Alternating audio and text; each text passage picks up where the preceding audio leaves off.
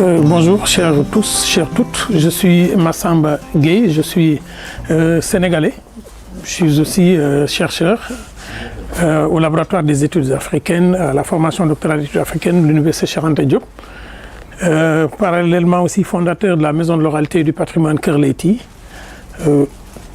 chercheur dans le domaine du patrimoine de la littérature orale.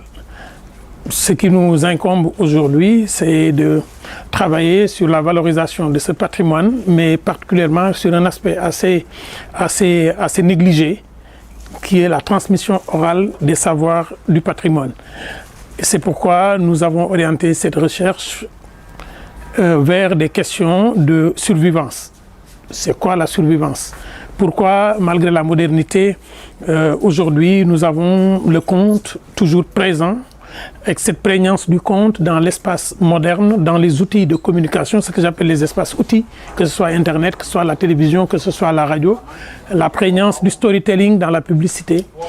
Qu'est-ce qui fait qu'aujourd'hui, nous avons cette survivance du conte, cette auto-régénérescence du conte dans le vaste champ de l'art oratoire. Donc la question que pose ce livre aujourd'hui, c'est cette question essentielle. Est-ce que le conte a pu s'adapter? Est-ce que le conte s'est approprié l'espace moderne ou est-ce que c'est une adoption du public? Comment est-ce que le conteur moderne passe par des stratégies oratoires pour travailler sa recommunautarisation de son public, qui est devenu un public éclaté et un public éparse?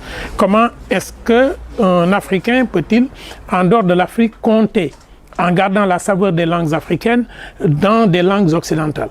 Comment est-ce qu'un Européen, arrivant sur la terre sénégalaise, développe des stratégies?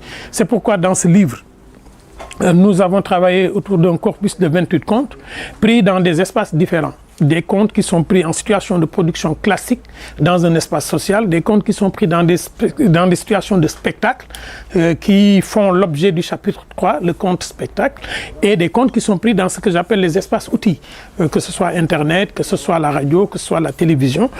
Donc, tout ce corpus, ce que j'appelle ce répertoire, nous a permis d'arriver à une analyse qui montre et qui essaie de montrer du moins que nous ne pouvons pas aborder la stratégie de l'art oratoire aujourd'hui du point de vue purement étranger. Il nous faut recourir à ces techniques oratoires, des procédés d'archaïsation du conte pour que notre public soit connecté à un passé. C'est pourquoi je pense que compter aujourd'hui est un acte idéologique, c'est ce que je défends dans ce livre-là. Compter pour un Africain, c'est aussi revendiquer une existence, c'est aussi se replacer par rapport à un monde qui lui nie son entrée dans l'histoire. Ce parti pris idéologique-là est un parti pris que nous assumons dans ce livre-là. Et nous avons aussi déploré dans ce livre le fait que le conte oral ne soit pas enseigné dans les écoles africaines.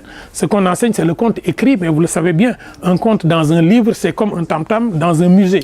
Il y est conservé, mais il n'y est pas transmis. Voilà donc l'ensemble de réflexions en 4 chapitres et nous travaillons à la fin sur ce que j'appelle les valeurs et les antivaleurs dans le conte. Comment est-ce que cette transcendance, cette permanence et ces variations sont opérées dans ce récit. Voilà l'objet de ce livre que je vous demande d'accueillir. C'est 20 ans de recherche, 20 ans de parcours du continent africain et des spectacles à travers l'Europe que nous essayons d'analyser dans ce livre-là.